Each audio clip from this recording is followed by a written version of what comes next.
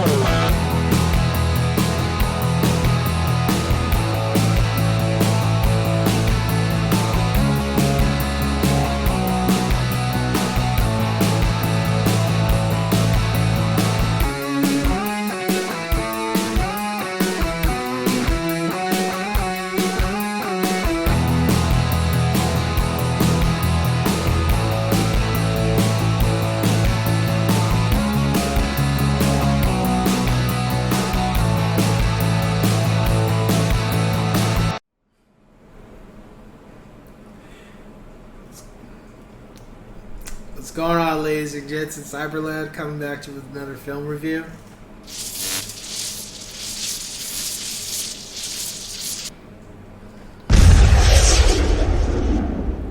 The Others. So with this film, I had always felt like I wanted to see this film because I always liked Nicole Kidman, and the poster always kept intriguing me about what is this film about, what's going to happen, what is The Others, all this kind of thing. And recently I watched the film.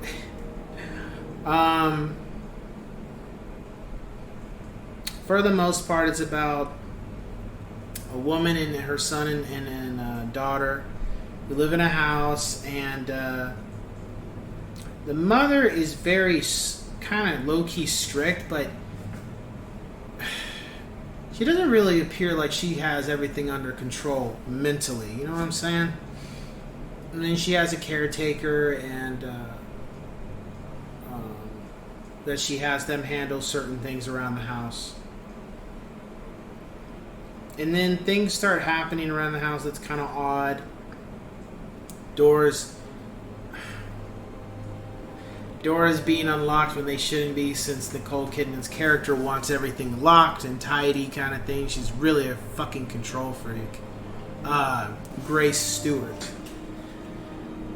And every time something's not going the way she wants, she throws a hissy fit. Whether it's with the caretakers or it's with her daughter. Her and her daughter are always like button heads. And I understand because, Grace is being an ass a lot of the time. Her daughter is more like the one who's sane and knows how to act. And this is during the war. I forget if it's World War I or II. Nonetheless, the husband's away at the war. And then, Nicole Kidman, Grace, is trying to figure out what's going on in her house and what's causing all these problems and stuff. So, and then it's a mystery, because it's a horror film, but what really happened. You get to the end and you know the truth. I'm just smiling so much just because this film was just... Oh, man. So my rating for the film is a 6 out of 10, yes, sirs. The ratings reviewers were saying this film is great and stuff. I'm like, how the fuck did you come up with that? Because I'm sorry, but I'm just going to sum up this film. The film is pretty much Nicole Kidman yelling every fucking where she goes. She's always yelling. She's either yelling at her kids, she's either yelling at the caretaker, or she's just yelling about the house. She's just always fucking yelling. It's very rare where she talks at all in a very calm voice. And within seconds after being calm, she starts yelling again. I got to the point where I was just like, bitch, why are you yelling?